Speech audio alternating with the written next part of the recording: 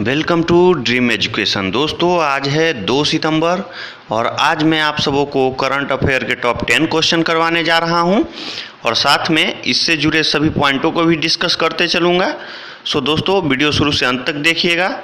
और हाँ दोस्तों, अगर अभी तक आपने हमारे चैनल को लाइक और सब्सक्राइब नहीं किया है तो प्लीज़ लाइक और सब्सक्राइब कर लें और बेल के आइकन को भी दबा दें ताकि नए से नए वीडियो का अपडेट सबसे पहले आपके पास तक पहुँचे।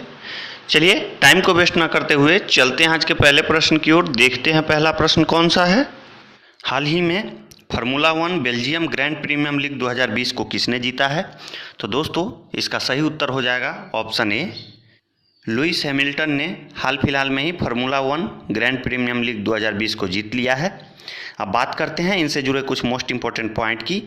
तो दोस्तों मर्सिडीज ड्राइवर ग्रेट ब्रिटेन के रहने वाले लुइस हैमिल्टन ने बेल्जियम ग्रैंड प्रीमियम लीग 2020 को जीता है। इस सीज़न में यह उनकी 5वीं जीत होगी। ठीक है दोस्तों, अब बात करें अगले पॉइंट की। तो वोल्टेरी बोल्टास जो कि फिनलैंड के हैं दूसरे स्थान पे थे। ठीक है, और मैक्स वेरस्टेपन जो कि नीदरलैंड के हैं तीसरे नंबर पे थे। ठीक है दोस्तों, उम्मीद करते हैं आपने सभी पॉइंटों को अच्छे से सुना होगा। चलिए चलते हैं आज के अगले प्रश्न की ओर। देखते हैं अगला प्रश्न कौन सा है। हाल ही में किसने अपनी डूइंग बिजनेस रिपोर्ट प्रकाशन पर रोक लगा दी है? तो दोस्तों इसका सही उत्तर हो जाएगा ऑप्शन बी, वर्ल्ड बैंक ने अभी हाल फिलहाल में ही अपने डूइंग बिजनेस प्रकाशन पर रोक लगा दी है। ठीक है, अब बात करें इससे जुड़े कुछ मोस्ट इम्पॉर्टेंट पॉइंट की। तो दोस्तों डेटा के अनियमितता पाए जाने के कारण फिलहाल में विश्व बैंक ने अपने डूइंग बिजनेस रिपोर्ट पर रोक लगा दी है। बात करें अंतिम डूइंग बिजनेस अक्टूबर 2019 में प्रकाशित हुआ था जिसमें न्यूजीलैंड शीर्ष स्थान पे था। ठीक है दोस्तों, और अपने भारत का स्थान 63वें स्थान पे था भारत। ठीक है दोस्तों, अब बात करें विश्व बैंक के अध्यक्ष कौन हैं? तो जैसा कि आप सभी जानते हैं दोस्तों डेविड मलपास हैं। ठीक है, और विश्व बैंक का मुख्यालय संयुक्त राज्य अमेरिका के वाशिंगटन डीसी में है। ठीक है, इसकी स्थापना जुलाई 1944 में की गई थी। ठीक है दोस्तों, उम्मीद करते हैं आपने सभी पॉइंटों को अच्छे से नोट डाउन किया है। चलिए चलते हैं आज के अगले प्रश्न की ओर। देखते हैं अगला प्रश्न कौन सा है। हाल ही में कार्टून श्रृंखला स्कूबी डू निर्माता का निधन हो गया, वह किस नाम से जाने जाते थे? तो दोस्तों इसका सही उत्तर हो जाएगा ऑप्शन बी, जो रूबी इनका नाम था, जैसा कि आप इनको पिक्चर में देख सकते हैं।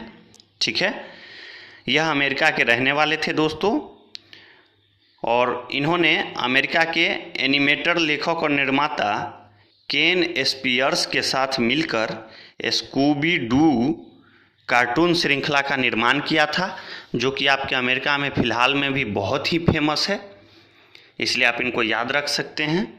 ठीक है दोस्तों, उम्मीद करते हैं आपने सभी पॉइंट को अच्छे से सुना है। चलिए चलते हैं आज के अगले प्रश्न की ओर। देखते हैं अगला प्रश्न कौन सा है। हाल ही में किसने मेडबोट मेडिकल ट्रॉली विकसित किया है? तो इसका सही उत्तर हो जाएगा दोस्तों ऑप्शन सी, भारतीय रेल ने हाल फिलहाल में ही मेडबोट मेडिकल ट्रॉली को विकसित किया है। बात करें इनसे जुड़े कुछ मोस्ट इम्पॉर्टेंट पॉइंट की।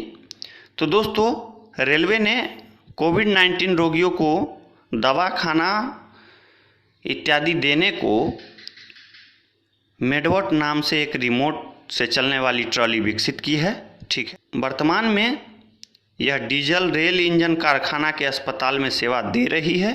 ठीक है दोस्तों, अब बात करें केंद्रीय रेल मंत्री कौन हैं? तो दोस्तों जैसा कि आप सभी जानते हैं पीयूष गोयल जी हैं। ठीक है, चलिए चलते हैं अगले क्वेश्चन की ओर। देखते हैं अगला क्वेश्चन कौन सा है।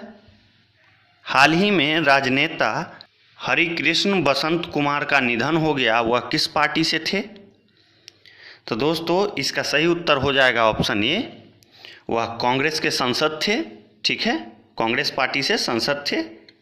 अब बात करें इनसे जुड़े कुछ मोस्ट इम्पॉर्टेंट पॉइंट की। तो दोस्तों ये कन्याकुमारी निर्वाचन क्षेत्र तमिलनाडु से 17वीं लोकसभा के लिए सांसद चुने गए थे, जो कोरोना के कारण चल बसे। ठीक है दोस्तों, ये तमिलनाडु के खुदरा होम एलायंस चेन यानी बसंत एंड कंपनी के संस्थापक और अध्यक्ष भी थे। ठीक है दोस्तों, जैसा कि आप सभी इनको पिक्चर में देख सकते हैं। दोस्तों अगर आप चैनल पे नए आए हैं तो चैनल को सब्सक्राइब कर लें, और अगर आप चैनल पे पुराने मेंबर हैं तो अपने दोस्तों के साथ वीडियो को ज़्यादा से ज़्यादा शेयर करें ताकि प्रत्येक व्यक्ति के पास यह वीडियो पहुंच सके। ठीक है दोस्तों, चलिए चलते हैं आज के अगले प्रश्न की ओर। देखते हैं अगला प्रश्न कौन सा है। हाल ही में CSIR द्वारा विश्व का सबसे बड़ा सोलर पेड़ भारत के किस राज्य में विकसित किया गया है? तो दोस्तों इसका सही उत्तर हो जाएगा ऑप्शन सी, भारत के पश्चिम बंगाल में। ठीक है, पश्चिम बंगाल के दुर्गापुर में CSIR और CMER द्वारा आवासीय कॉलोनी में यह पेड़ को लगाया गया है। इसमें एक वृक्ष में 35 सौर PV पैनल लगे होंगे, जिसमें प्रत्येक की क्षमता 330 वाट की होगी। ठीक है दोस्तों, अब बात करते हैं पश्चिम बंगाल के मुख्यमंत्री कौन हैं। तो जैसा कि आप सभी जानते हैं दोस्तों, ममता बनर्जी जी हैं और वहाँ के गवर्नर जगदीप धनखड़ हैं। ठीक है, चलिए चलते हैं आज के अगले प्रश्न की ओर। देखते हैं अगला प्रश्न कौन सा है। जापान ने भारत को कोविड-19 से निपटने को कितने करोड़ का ऋण दिया है?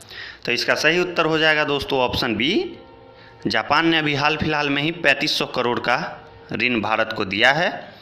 अब बात कर लेते हैं जापान से जुड़े कुछ मोस्ट इम्पोर्टेंट पॉइंट की। तो दोस्तों अभी हाल फिलहाल में ही जापानी PM शिंजो आबे ने इस्तीफा दिया है और वहाँ प्रधानमंत्री के चुनाव होने की हाल फिलहाल में ही घोषणा होने वाली है। अब बात करते हैं, जापान की राजधानी टोक्यो है। ठीक है दोस्तों, और जापान की मुद्रा येन है। एक बार फिर से सुन लीजिए, जापान की मुद्रा येन है। उम्मीद करते हैं आप सभी पॉइंटों को अच्छे से नोट डाउन करेंगे।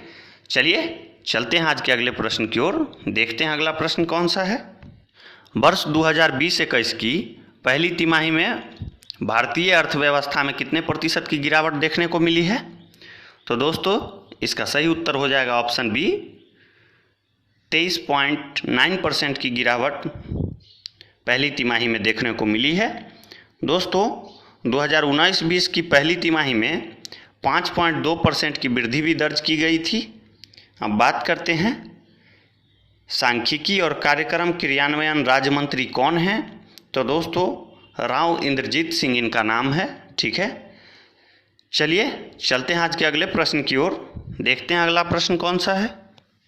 हाल ही में नरेंद्र मोदी ने सितंबर को किस माह के रूप में मनाने की घोषणा की है?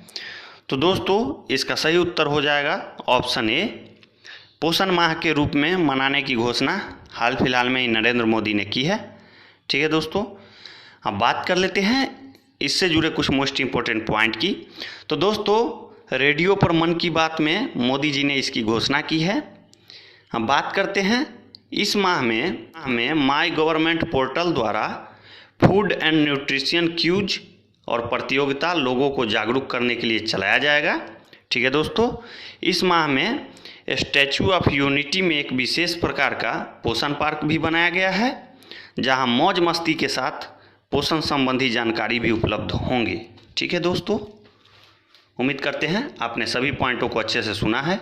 चलिए चलते हैं आज के अगले प्रश्न की ओर। देखते हैं अगला प्रश्न कौन सा है। उर्वरक विभाग द्वारा कब से कब तक स्वच्छता पखवाड़ा मनाने की घोषणा की गई है? तो इसका सही उत्तर हो जाएगा दोस्तों ऑप्शन बी, 1 से 15 सितंबर तक उर्वरक विभाग द्वारा स्वच्छता पखवाड़ा मनाने की घोषणा की गई है। ठीक है, अब बात कर लेते हैं केंद्रीय रसायन और उर्वरक मंत्री कौन हैं। तो दोस्तों आप लोग नोट डाउन कीजिए, इनका नाम DV सदानंद गौड़ा है। ठीक है, एक बार फिर से सुन लीजिए, इनका नाम DV सदानंद गौड़ा है। तो दोस्तों कैसा लगा आज का ये वीडियो कमेंट में ज़रूर बताइएगा। आज के लिए इतना ही। Thanks for watching.